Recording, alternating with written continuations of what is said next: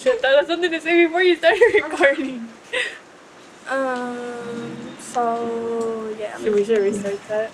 Okay, this is our first day in Valladolid. Oh, I don't know. Just go. It doesn't have to be like. How do you say it? This is our first day in Valladolid, Yucatan, and we're very excited to see what the future brings us.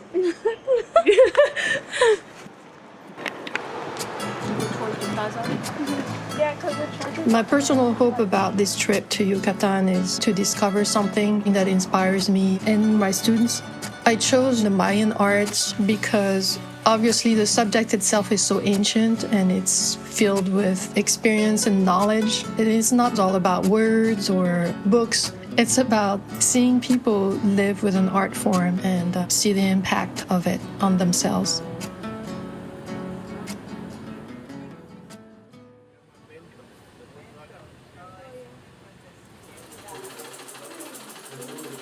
When we first arrived in Shokan, I think it's very powerful for young women like my students to see whole communities being involved with an art form. It's beautiful and it's useful. It closes that whole circle.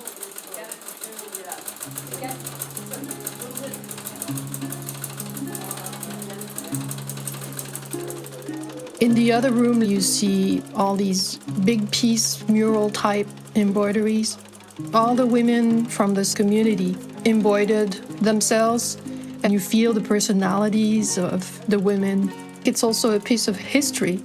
It not only shows people who embroidered themselves in that time and now who maybe are older, but it's a chance for the future generations to maybe repeat that or add on to it. There are also so many stories. It's amazing that they were not just drawn or painted. They were actually embroidered, which takes an enormous amount of time. And then all throughout those big pieces, there's still this consistency of the style, colors, obviously people cohabiting with the art form and showing that through a big piece like this is amazing.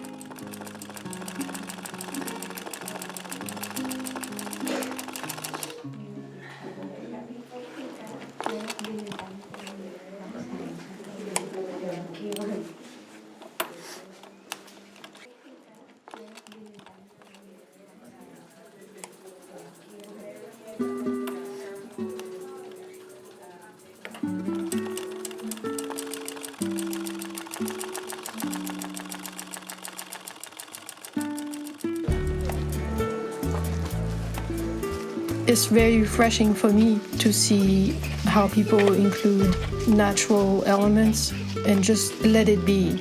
They wrapped, for example, masa to make tamales, and it only requires a little bit of meat and maybe some spices, vegetables, and you could wrap it with a certain kind of leaf. And when you cook it that way on the ground, then it's smoked, and that adds another flavor. It's actually a very rich and simple way of having access to what's natural, what's around you, and using again what you have and just make it delicious. And I think it brings joy. As you know, when we cook something from scratch, it's a lot of work. Everybody was busy doing something about it. It was a whole community effort. I really have a lot of respect for that.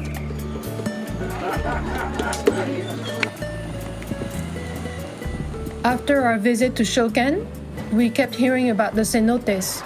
It's not something that you only see in the countryside because they're everywhere. And the cenote we went to was in the middle of the town.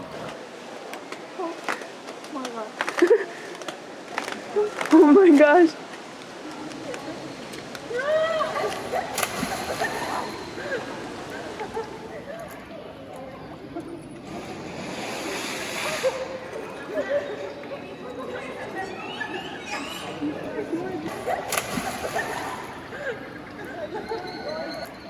When you look up from a cenote, you see circles somehow of trees and birds, and it's full of life. It just makes me realize this is pretty much luxury.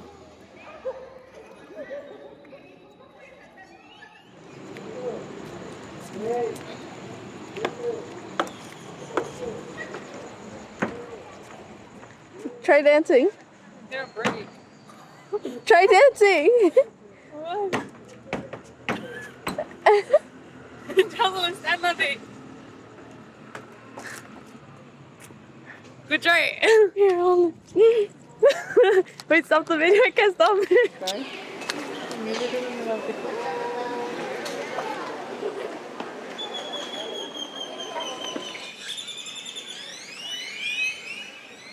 Tell us what it is. Okay, so this is our setup to record. We have a chair, the trash can, Tupperware, a cup, and 2 things of gel. Don't fall. So today is Monday, March 9th. We went to Tixhuala loom and we got to see how they worked with the backstrap loom.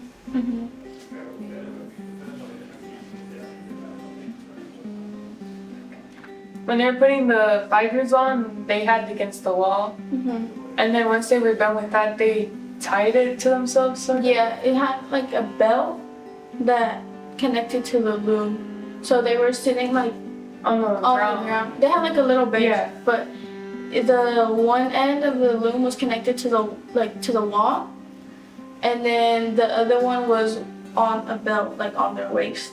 It was interesting because we thought that once they started it, they had to stay there and finish it because it was attached to them.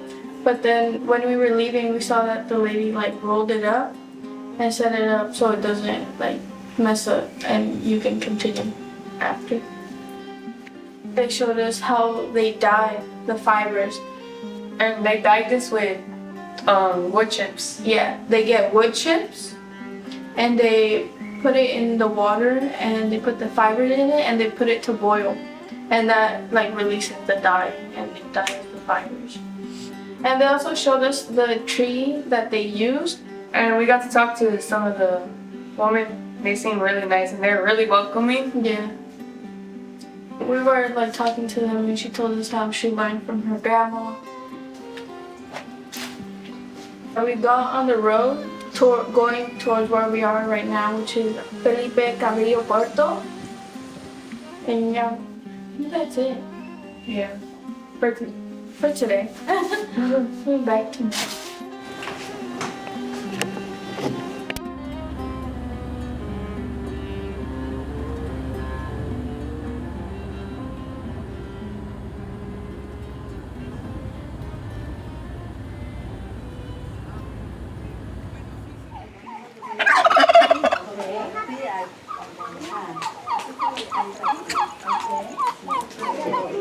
Hola, buenas tardes.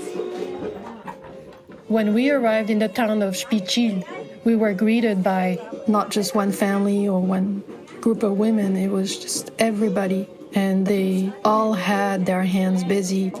We saw so many children learning and practicing embroidery, and it was very beautiful to have that vision and enter a room that way.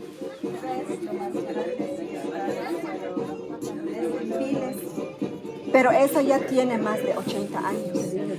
Esto, por ejemplo, ya lo estamos aplicando en iglesia. The very old fabric that was shown was an antique, a remnant of embroideries that were 80 years old, 100 years old, that were done so meticulously, and you could see that the stitches were so tight and small. And I'm very intrigued myself about this notion of something so old because some pieces have their own forces and own weaknesses in how they can last. And it's nice that they have it to show the young children that it existed.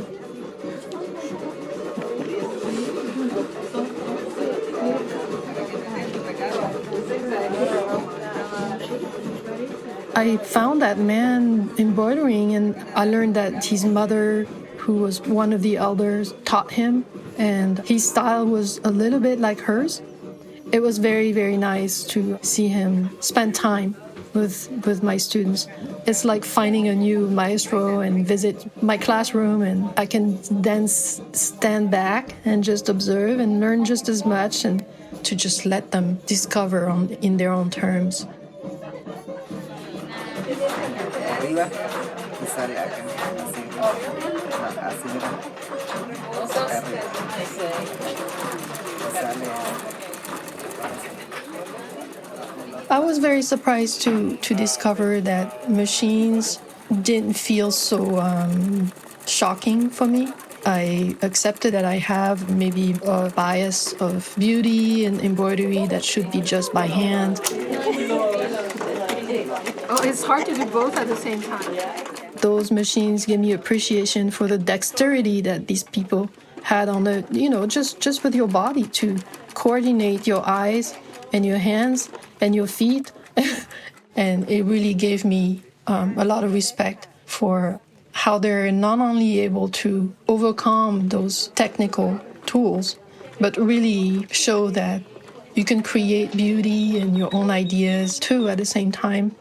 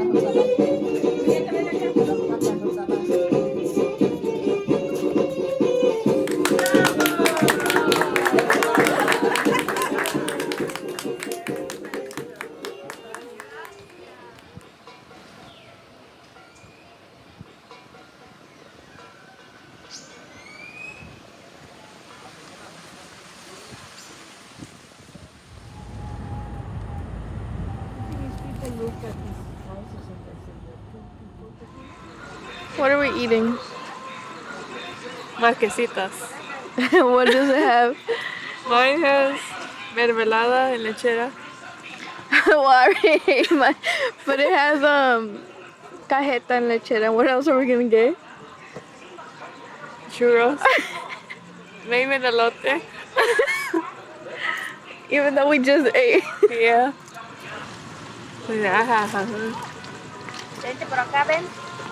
It's good.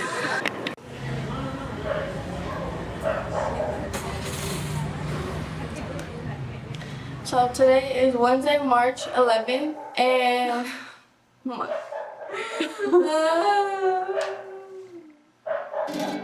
It's a bunch of dogs. like a lawn. So today we went to Tatsu and we got to see more women working in embroidery. They got to show us how they drew out the patterns and they had to count each of the little squares to see where they colored. that way they could like go in with the thread on top of it. We basically got to see the stages that the blouses went through because they started with the drawings and then they went to the cross stitch. It was like really satisfying how she would just draw it and it would look so perfect. And so like It looked like you could just leave it like that. like by itself without the thread, it already looked really nice.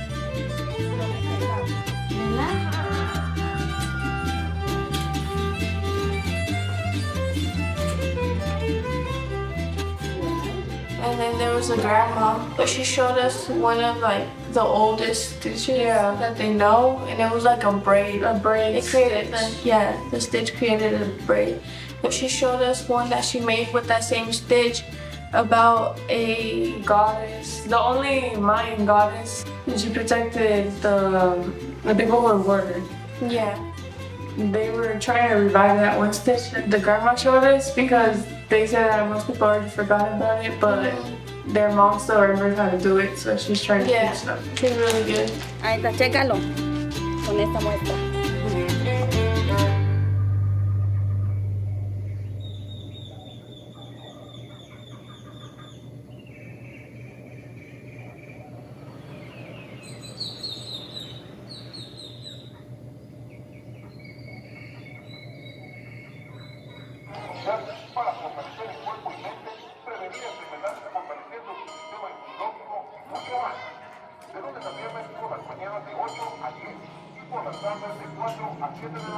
There is a difference between countryside production of embroidery versus city embroidery. I think in Mani, being in a town itself offers you the advantages of having a space in the building where you have access to the transportation right away and maybe ways to distribute what you produce faster and have the connections and network and all of that. I feel that people had more access to have ambitions and being able to find ways to sell on regular shifts, you know.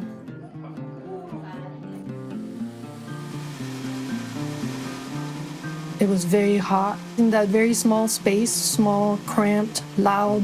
But there was an abundance of materials that were stored in that same space where they worked.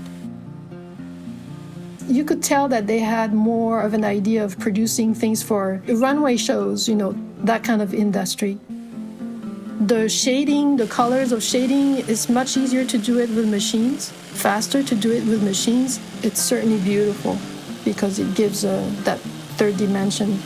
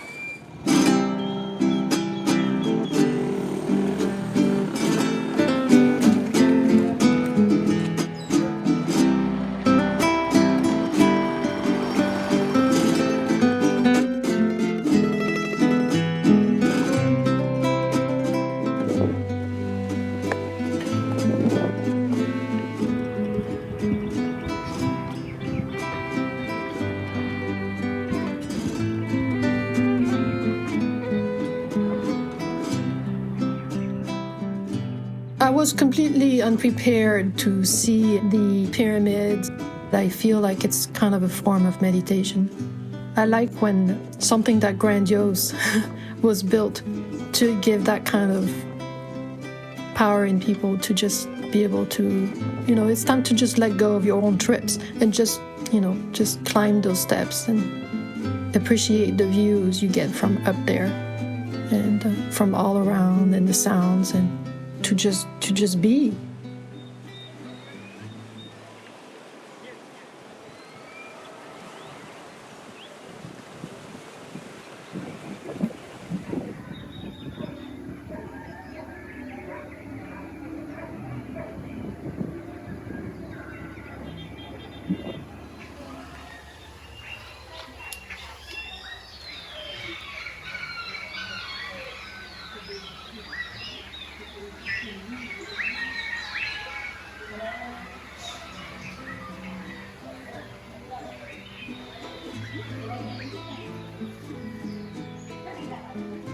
Isabel and Jocelyn and myself, we were on our last visit, really. And we didn't know what to expect, but right away the setup, it was just so inviting to just relax. And it was nice that the experience itself was outside and the winds are just pleasant enough. And the open cross-stitch by hand is a lot more relaxing. There's less urgency. It's probably more accessible for families to work on. And at the same time, it's very peaceful.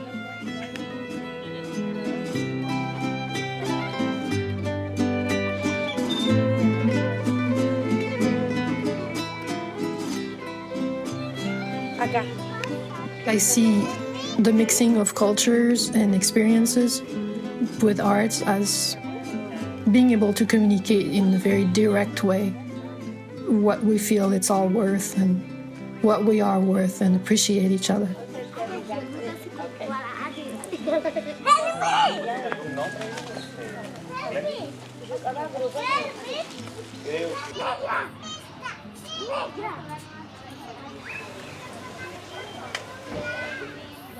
That went by fast. Yeah, it went by really fast, but it was really fun.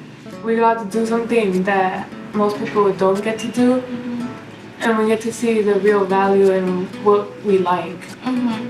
I own like a lot of clothes like this, but I don't see all the work that goes into Yeah. it and the details and all that. But it was really cool to see like that even like the different generations, like how you could still apply the same like traditional like flowers or Yeah, still using the old stitches. give it your own like, taste, like making it unique. You know?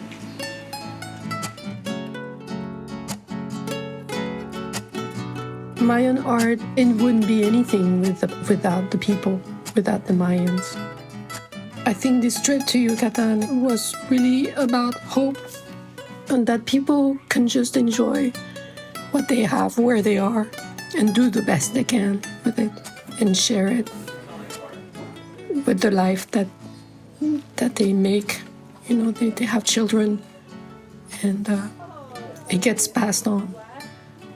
And that's peaceful.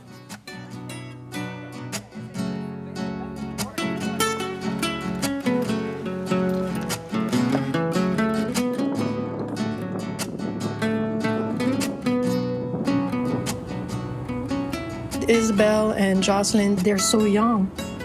But I think that later on they will realize on their own the lessons they learn in all those little folds and fabrics and threads and colors and people's voices, everything. It has a great value for the rest of their life. I think they'll remember whatever challenge they choose to have in life. It will give them a lot of answers.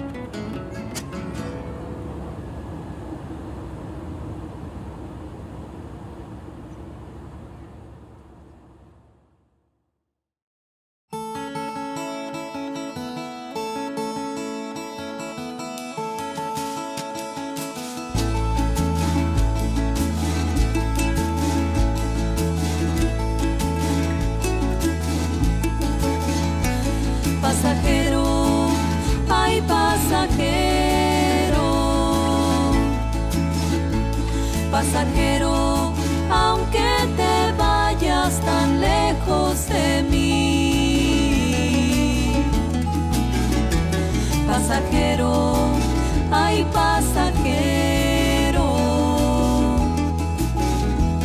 pasajero, no me arrepiento que te conocí. El camino, ay el camino, tu fiel